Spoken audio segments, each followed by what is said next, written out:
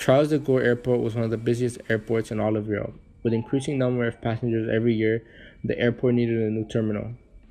Airports in Paris had already designed and constructed all other airports in France, so it was no surprise when they were put in charge of the new terminal. It is unusual for one company to be put in charge of both the design and construction of a project because it leads to poor revision and poor supervision. On May 23, 2004, the roof collapsed, leading to the collapse of a 30-meter long section of the terminal, along with 4-foot bridges, killing 6 and injuring 3. The roof of the terminal was curved and consisted of 3 layers. The outer layer was made of glass, the middle layer was a steel metal support structure, and the inner layer was made of concrete blocks that supported the other 2 layers.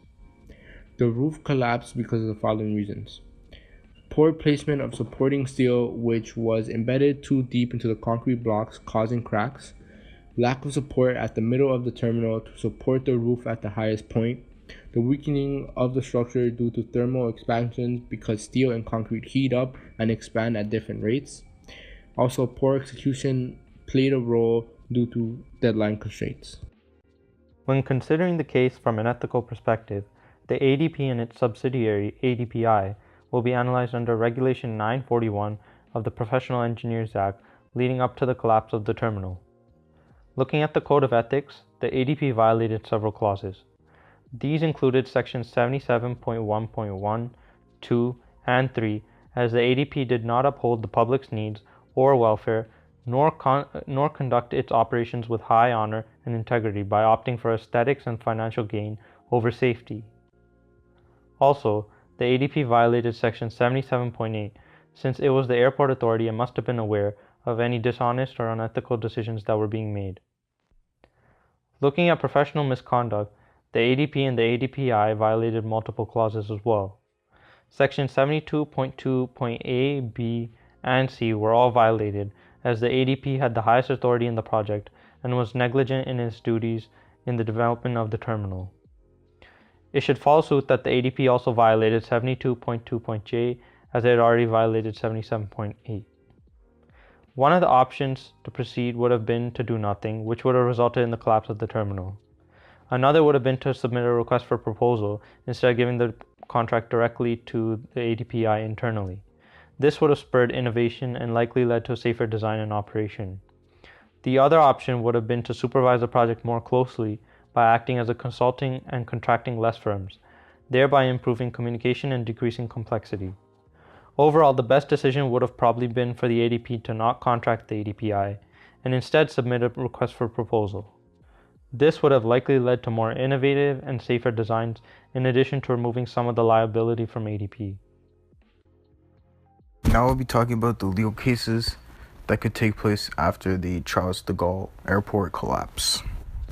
The first case uses tort law, and the plaintiffs of this case would be the people injured or killed in the collapse and the family members of those people, while the defendant would be ADP, so Airport de Paris, and the damages would be general and consequential. So they would be general because they owe them a duty of care because they were injured or killed in the collapse.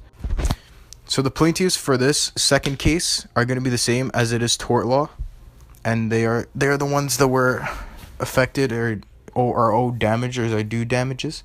And the defendant is going to be the engineers and the architects, as they should have made sure that the design was safe, especially the engineers. They're going to be checking on that design, and the damages would be punitive because we're looking for a punishment for these engineers and architects in order to show other engineers and architects that this is a serious matter and that the design should not be taken lightly and that the design should always be checked over. So this is the third case, which is a contract law case. The plaintiff are the contractors, or Vinci. The defendant is ADP, and the type of contract law this is going to be is a breach of contract, since ADP provided very flawed designs to Vinci, and Vinci actually built the structure itself. Vinci could actually lose money on this. So since the engineers and the architects did not look over their work and they did not check for design flaws, they would lose in their case, and also ADP would lose in both of their cases because they allowed for these design flaws to slip through and also for these engineers and these architects to be hired and make mistakes.